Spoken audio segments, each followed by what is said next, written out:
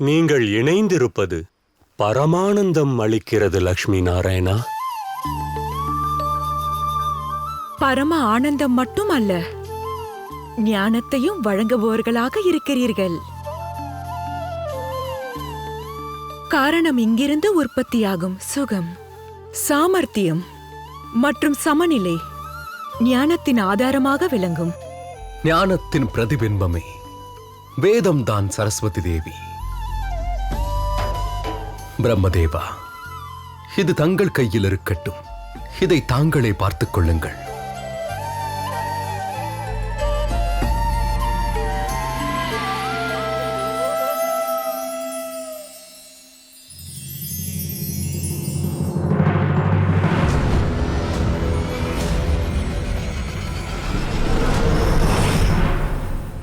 மன்னியுங்கள் நாராயணா, வேதம் என்னிடம் பாதுகாப்பாக இருக்காது. அதனால் நாராயணா, பிரம்மலோகம் கடந்து பாதுகாப்பான இடத்தில் வையுங்கள். மீண்டும் யாரும் திருடக்கூடாது. அப்படி ஒரு இடம் உள்ளதா? அது எங்கிருக்கிறது பிரபு? மனதில் குழப்பங்கள் வராத நிலை இருக்க வேண்டும்.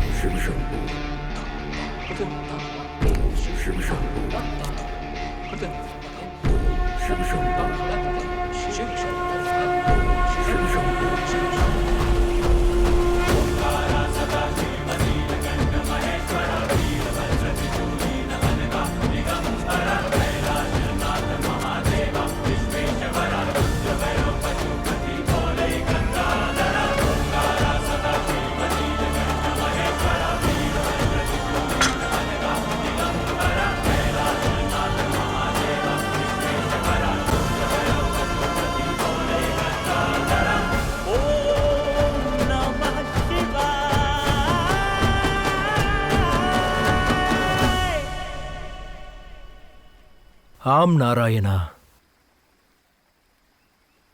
மனதில் குழப்பம் வந்தால், கலக்கம் வந்தால், அந்த நேரத்தில்தான் ஒருவன் தவறு செய்ய முயற்சிக்கிறான். தவறு என்கிற கர்மாவை செய்கிறான். வேதத்தின் பாதுகாப்பிற்கு ஒரு சிறந்த இடம் நமக்காக வேண்டும். அங்கு மனதில் இருக்கும் கெட்ட எண்ணங்கள் நல்ல எண்ணங்களாக மாற வேண்டும். துன்பமும் இன்பமாக மாற வேண்டும். தவறு செய்யும் எண்ணத்தோடு யார் அங்கு வந்தாலும் அந்த இடத்தின் ஆற்றல் அவருடைய மனதை தவறு செய்யும் எண்ணத்திலிருந்து மாற்றி பக்தியை காட்ட வேண்டும். ஞானத்தின் இந்த ஆதாரம் அவ்விடத்தில்தான் பாதுகாப்பாக இருக்கும்.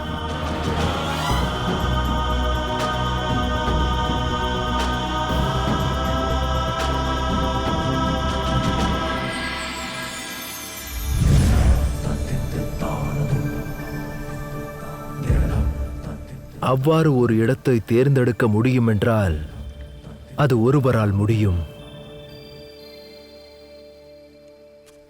அவரே லக்ஷ்மி நாராயணர். லக்ஷ்மி நாராயணர், லக்ஷ்மி நாராயணர், லக்ஷ்மி நாராயணர், லக்ஷ்மி நாராயணர், லக்ஷ்மி நாராயணர்.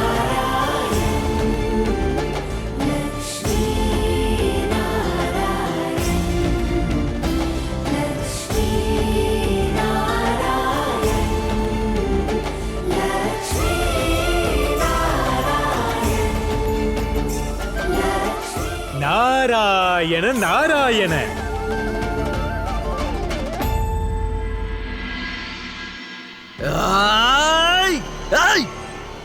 தெய்வங்களை போற்றி புகழக்கூடாது. அவர்களின் அவல ஓசையை கேட்க ஆசைப்படுகின்றேன். அவர்களின் உல்லாசத்தின் சங்கநாதம் வேண்டாம். அவர்களின் வருத்தத்தின் அழுகை குரல் கேட்க வேண்டும்.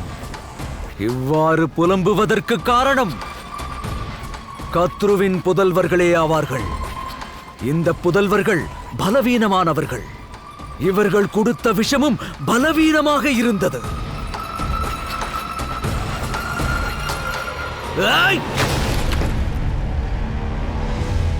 என் மகன்களின் விஷம் பலவீனமாக இருக்கவில்லை. ஆனால் தேவி லக்ஷ்மி இன்று வென்று காட்டினார்கள். என் மகன்கள் கொடுத்த விஷத்தின் வீரியம், தேவி லக்ஷ்மியும் நாராயணனின் ஆழமான அன்பும் அமிர்தமாக அதை மாற்றி காட்டியது. இப்பொழுது நீ அறிந்து கொண்டிருப்பாய். விஷக்கடலை பார்க்கடலாய் மாற்றியவர் தேவி லக்ஷ்மிதான். அவ்வாறெனில் இதயம் ஏற்றுக்கொள். ஸ்ரீ நாராயணரைப் போல் காப்பவரும் மற்றும் தேவி லக்ஷ்மியைப் போல் சுகத்தை தருபவர்கள் இருக்கும் வரை இந்த உலகத்தையும் நாராயணனையும் நீ எதுவும் செய்ய இயலாது. காரணம், லக்ஷ்மி நாராயணன் இருவர் அல்ல, ஒருவரே. ஒருவருக்கொருவர் புகழ் மாலையாவார்கள். தாயே, ஒருவர்தானா? சரி, ஏற்றுக்கொள்கிறேன். ஒருவருக்கு ஒருவர் புகழ் மாலையா? அப்படியென்றால் இன்னொரு விஷயத்தை புரிந்து கொள்ளுங்கள். லக்ஷ்மி நாராயணன் ஒருவருக்குள் ஒருவராக இருந்தால், ஒருவருக்காக ஒருவர் இருந்தால், இந்த இருவரையும் பிரிக்கக்கூடிய சுப காரியத்தை நான் செய்து முடிப்பேன் தாயே. நாராயணனை அழித்துக் காட்டுவேன். அதோடு ஸ்ரீயின் ஹரியாக நானாகி விடுவேன். சூட்டினை உணர்ந்தால் தண்ணீரையும் ஊதித்தான் குடிப்பார்கள். ஆனால் நீயோ காயப்பட்டும் கூட நெருப்பில் குதிக்க நினைக்கிறாய். நான் கூறுவதை கவனமாக கேள். நாராயணனின் பக்தனாக நீயும் மாறிவிடு. இல்லையேல் இல்லை என்றால் என்ன தாயே? இல்லை என்றால் உன் சகோதரனுக்கு ஏற்பட்ட நிலைமை உனக்கும் ஏற்பட்டுவிடும். நீயும் அழிந்து விடுவாய்.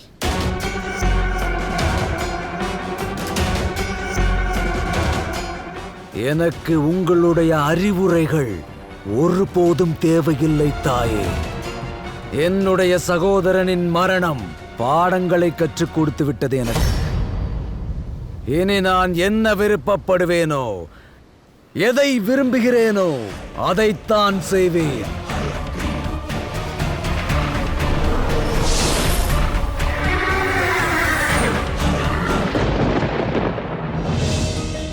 வேதங்களின் பாதுகாப்பு முக்கியமானது.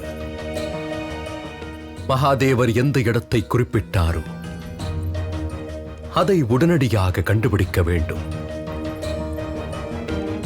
ஒருவேளை அந்த இடத்தில் தாங்கள் தங்கிக் கொள்வதும் சிறப்பாக இருக்கும். ஞானத்திற்கு எந்த அளவு மகத்துவம் உண்டோ அதே அளவு மகத்துவம் சம்ருத்திக்கும் கொடுத்தாக வேண்டும். அதாவது சம்ருத்தியின் தேவி லக்ஷ்மிக்கு.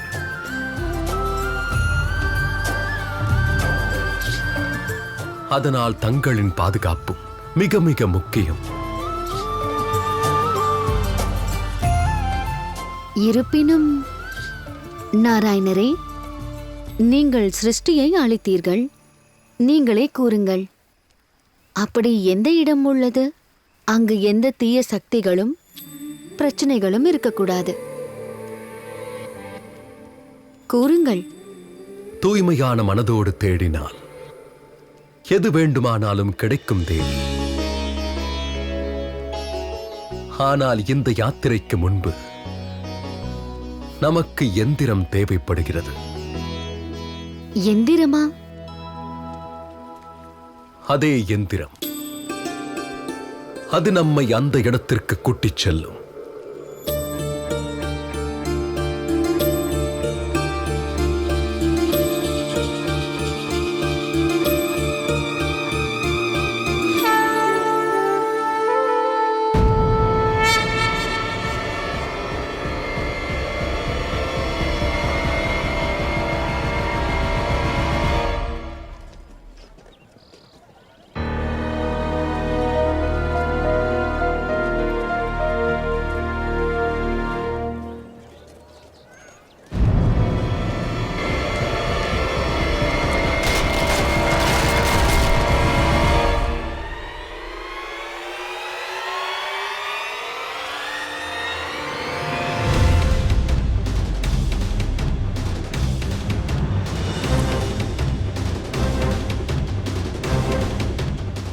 உன் தம்பியை இவ்வளவு வேகமாக தள்ளுகிறாயே, வெக்கமாக இல்லையா? நீதான் வெட்கப்பட வேண்டும். அண்ணனின் பொருளை திருடுகிறாயே. என்ன திருட்டு? பெற்றோர்கள் கொடுத்த சொத்தின் மேல் பாம்பை போல அமர்ந்திருக்கிறாய். அதை பிடுங்கித்தானாக வேண்டும். நான் விஜயாவேன். விஜய் ஒருபோதும் தோற்று போக மாட்டான். என் பெயரும் ஜெய்தான். நான் இன்று வரையில் தோற்றது கிடையாது. என்று உன் பாவத்தின் பானை உடையப் போகிறது.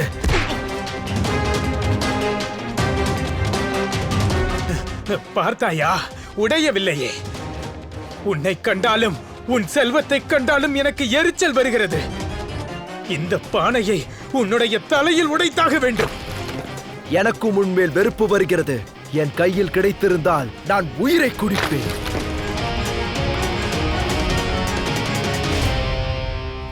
நாராயணரே, நாம் எந்திரத்தை தேடி இங்கு வந்தோம். ஆனால் இங்கு பாருங்கள், வெறுப்பு, குரோதம் போன்ற வலையில் இவர்கள் சிக்கியிருக்கிறார்கள். நாம் இவர்களுக்கிடையே என்ன செய்ய போகிறோம்? தேவி, இந்த குழப்பத்திற்கு நடுவிலேயே நம் எந்திரம் இருக்கும்.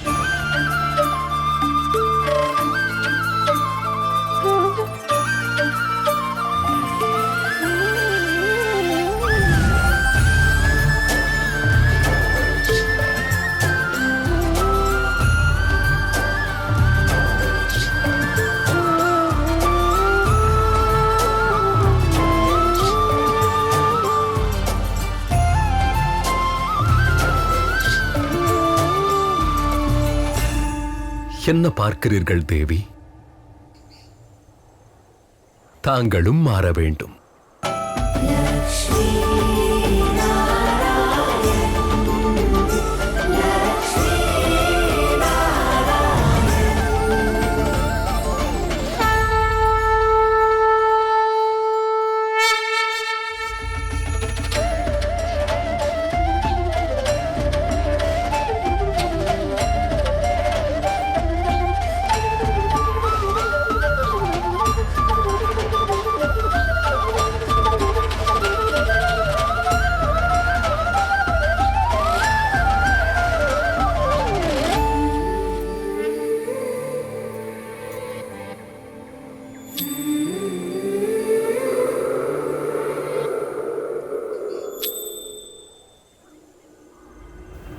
நாராயணரே, இப்பொழுது நீங்கள் என்ன பார்க்கிறீர்கள்? எந்திரம் உருவாக்க வேண்டும் அல்லவா?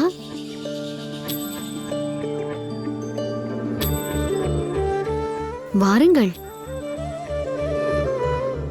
வாருங்கள் என்றேன். சரி தேவி.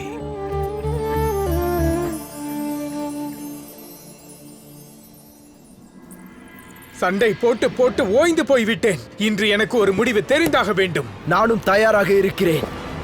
எதற்கு இவ்வளவு கோபம்? ஏன் உங்களையே அழித்துக் கொள்கிறீர்கள்?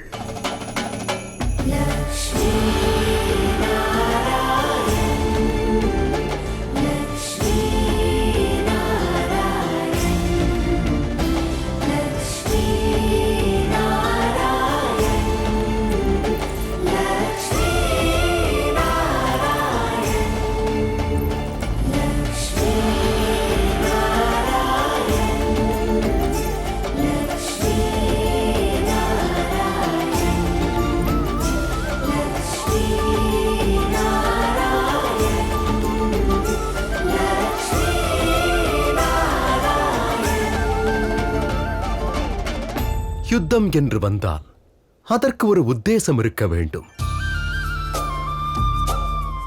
அதற்கென்று உரிய இடத்தில் சென்று சண்டையிடுங்கள். அங்கு லாபம் இருக்க வேண்டும். அந்த இடத்தில் யார் வெற்றி பெறுகிறார்களோ அங்கு அதிகமான தனம் கிடைக்கும். நிஜமாகவா? அப்படி ஒரு இடம் இருக்கிறதா? இதெல்லாம் பொய். அப்படி எந்த இடத்தில் சண்டை போட்டால் எங்களுக்கு செல்வம் கிடைக்கும்? உண்மைதான், அப்படி ஒரு இடம் உள்ளது. அங்கு அதிகம் தனம் உள்ளது.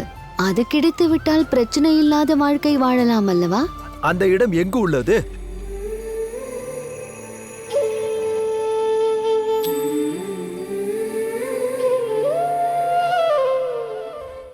பொறுமை கொள்ளுங்கள். முதலில் இதை சொல்லுங்கள். உங்கள் இருவரில் யார் என்னுடன் வருவீர்கள்? நான் வருவேன். நான் தான் போவேன். நான் தான் போவேன். நானும் வருவேன். நான் போகிறேன். இல்லை, நான் போவேன். இல்லை, நான் தான் போவேன். நான் தான் போவேன். நான் தான் போவேன். சரி, இதிலும் விவாதம் வேண்டாம். இருவருமே வாருங்கள்.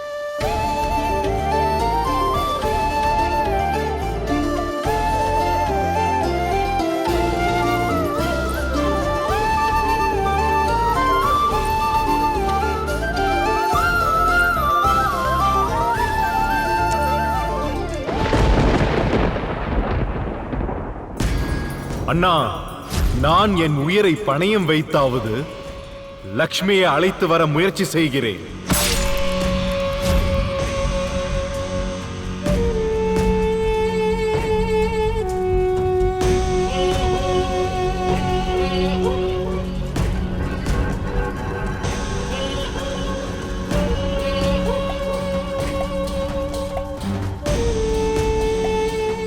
சிதை எரிந்து சாம்பலாகிவிடும். ஆனால் எனக்குள் இருக்கும் பழிவாங்கும் ஜுவாலையானது கொழுந்துவிட்டு எரிகிறது. அது அணைந்து போக ஒருபோதும் நான் விடமாட்டேன்.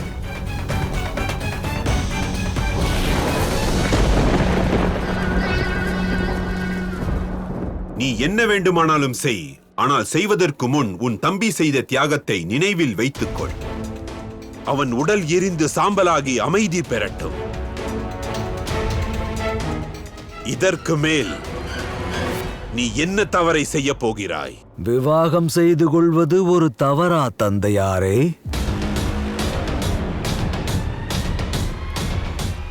என் சகோதரனின் சிதை எரிந்து சாம்பலான பிறகு நீங்கள் உங்கள் மகனின் விவாகத்திற்கான ஏற்பாடுகளை செய்யுங்கள் தந்தையே. இந்த யுகத்தின், இந்த சிருஷ்டியின் மிக மிக பவ்யமான அற்புதமான விவாகமாக இது விளங்கும். ஹயக்ரீவன் மற்றும் லக்ஷ்மியின் விவாகம்.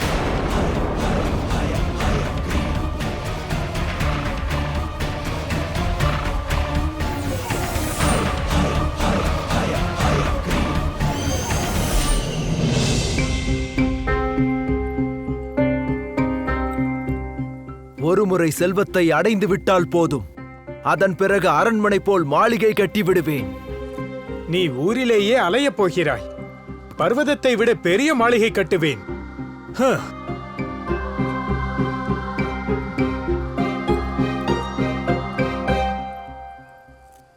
என்னிடம் அதிகம் செல்வம் இருக்கும். செல்வம் அருவியாக கொட்டும்.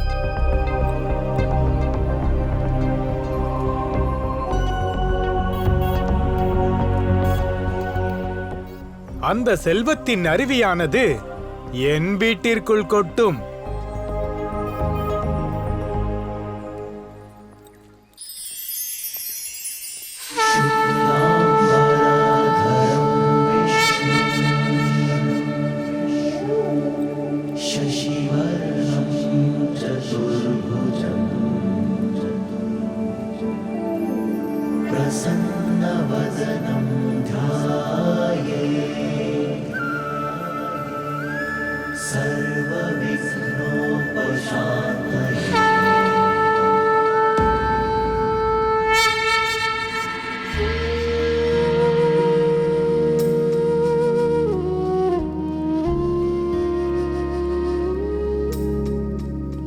சகோதரரே, உங்கள் தம்பியை மன்னித்து விடுங்கள். எனக்கு செல்வம் வேண்டாம். உங்கள் ஆசீர்வாதம் மட்டும் போதும்.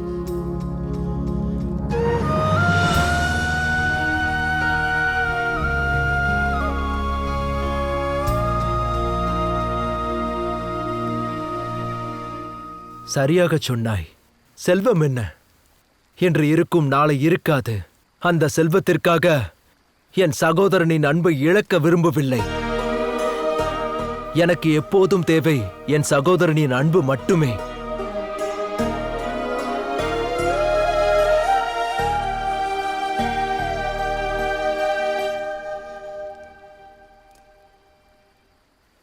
என்ன இது? நீ என்ன கூறுகிறாய்? செல்வத்திற்காக இவ்வளவு தூரம் யாத்திரை செய்து வந்தோம். இப்பொழுது அது வேண்டாம் என்கிறாய்?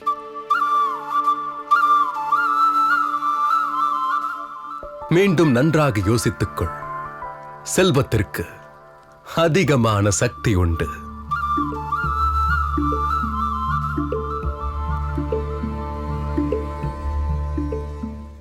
அண்ணனுடன் இருப்பதே பெரும் செல்வம்தான். எங்களுக்கு எதுவும் வேண்டாம்.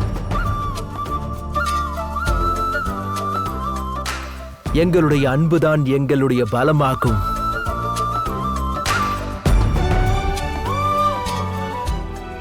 தேடல் முடிந்துவிட்டது தேவி.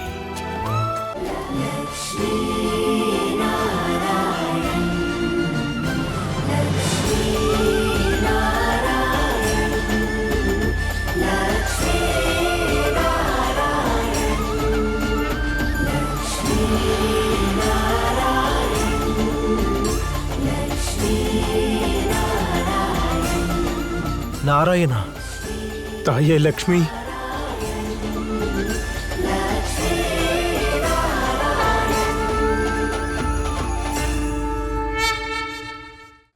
எங்கள் கண்கள் பேராசையால் மூடப்பட்டிருந்தது பிரபு. நீங்கள் எங்களோடு இருந்தீர்கள், ஆனாலும் உங்களை அறிந்து கொள்ளவில்லை. எங்கள் தவறை மன்னியுங்கள் லக்ஷ்மி நாராயணரே.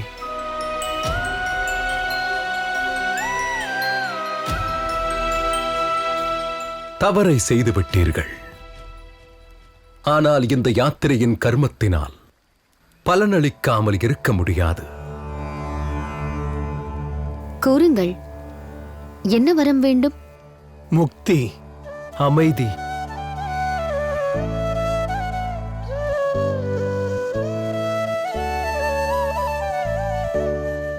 பக்தி.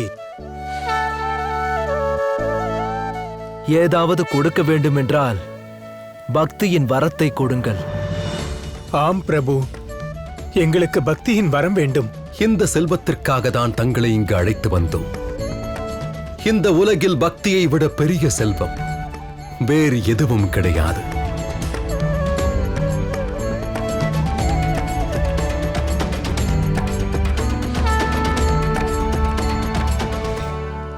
தேவி, இதுவே அந்த இடம். இங்கு வந்ததும் இவர்களுக்கு மனதில் உள்ள தீய எண்ணங்களிலிருந்து முக்தி கிடைத்தது. அதாவது வேதத்திற்காக இந்த இடம்தான் சிறந்ததா? தாங்கள் தங்குவதற்கும் சிறந்தது.